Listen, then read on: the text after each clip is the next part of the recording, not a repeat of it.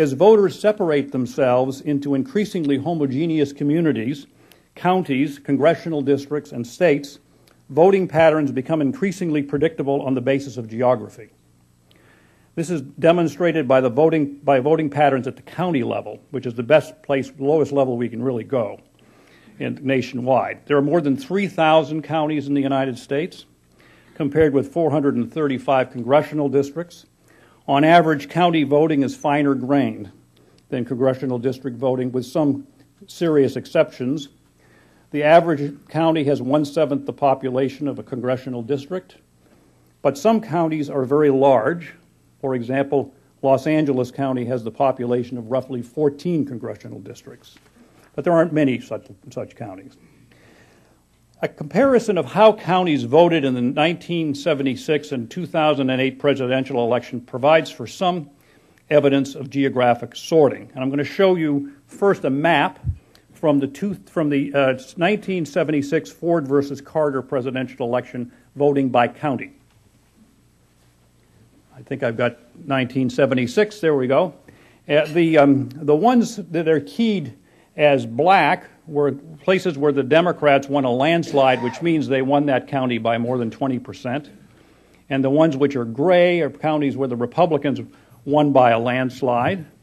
And then the white ones are the competitive counties. So that's 1976. It would have looked similar in 1968, Nixon versus Humphrey.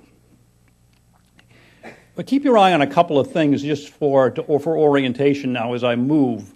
To make it simple, I can't quite see Ohio, but let's look at Kansas, which you can see on this map is almost entirely white. That means almost all counties were competitive.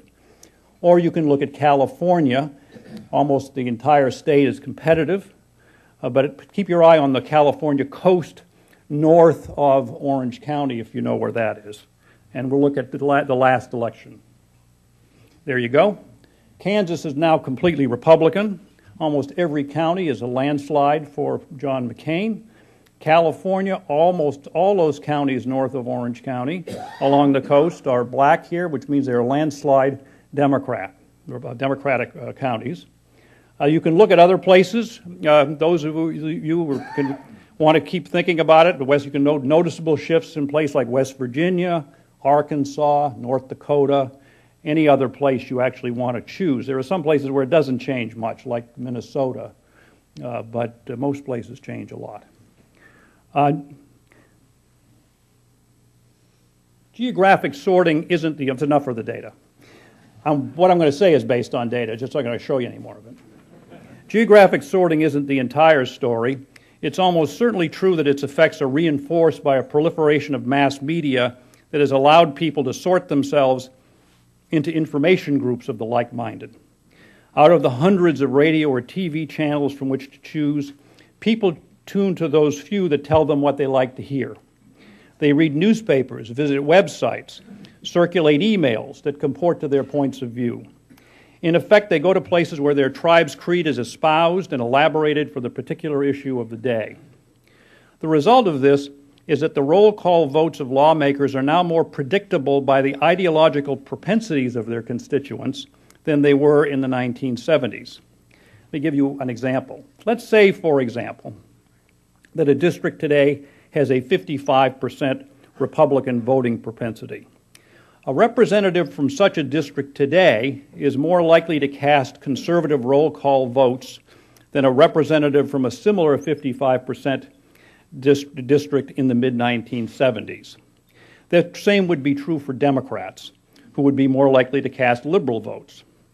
In effect, the lawmakers are being instructed, as the Founding Fathers feared. Lawmakers from ideologically homogeneous districts and states veer off the party line, wander, to use Gebhardt's words, at their peril.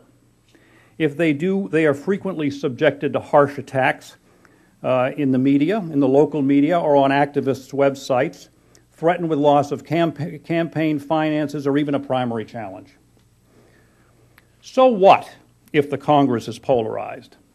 Back in the days when there were lots of moderates in both parties, many political scientists agreed with Barry Goldwater that voters needed a choice and not an echo.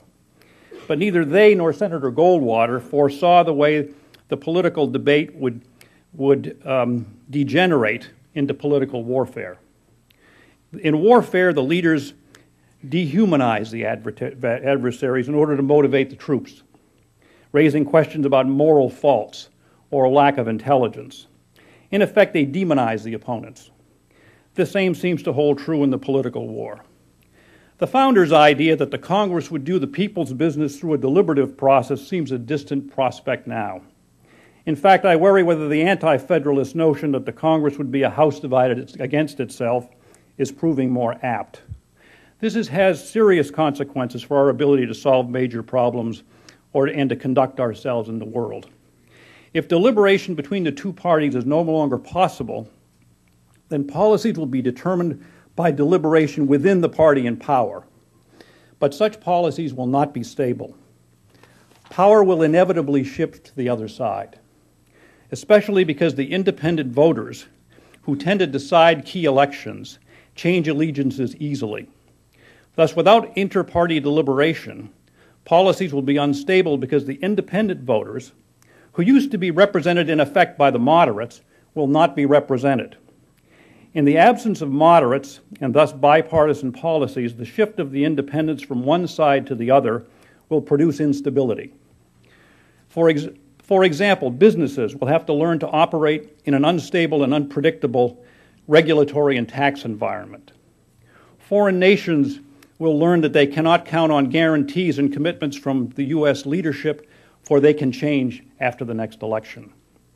On the big issues of our nation's huge and growing deficit, exacerbated by liabilities in Social Security and Medicare, it's hard to imagine a solution so long as one party refuses to consider increases in tax rates and the other will not countenance reductions in benefits. For us at RAND, this is both a challenge and an opportunity.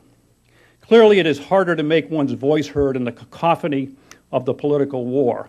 But we've learned some lessons about this over the years and believe we can overcome this challenge. But it isn't easy and it isn't always possible. On the other hand, we have developed a strong reputation for objectivity in our research and nonpartisanship in our politics. We know from polling on Capitol Hill that we are the most trusted policy organization and practically the only one trusted by both sides. We've worked very hard to maintain that reputation. Moreover, the voting population, unlike the politicians, is not so polarized. This creates a substantial hunger for work like ours and has helped us build a large body of supporters. Thank you very much.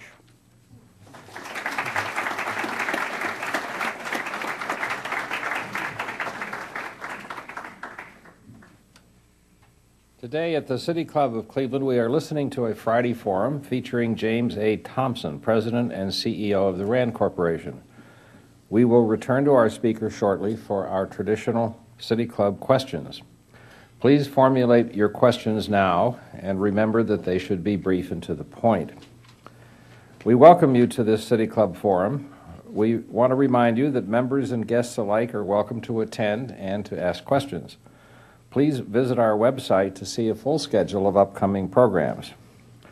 Our greetings go to those present in this room, especially our guests. We hope you will join the City Club and become active in our ongoing civic dialogue. We are pleased today to welcome to our forum students who are here as part of our City Club student program. Participation of these students is made possible today by a generous grant from an anonymous City Club member. Today we welcome students from the Cleveland Council on World Affairs, Model UN, and East High School. Will our students please stand to be recognized?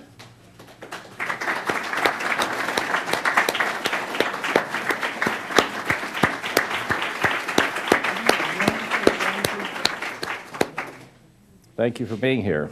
Now, we would like to return to our speaker for our traditional City Club Q&A period. We welcome questions from everyone, including guests. Holding the microphones today, our City Club Development Director, Cheryl Heldon, and Special Projects Coordinator, Lauren Sable.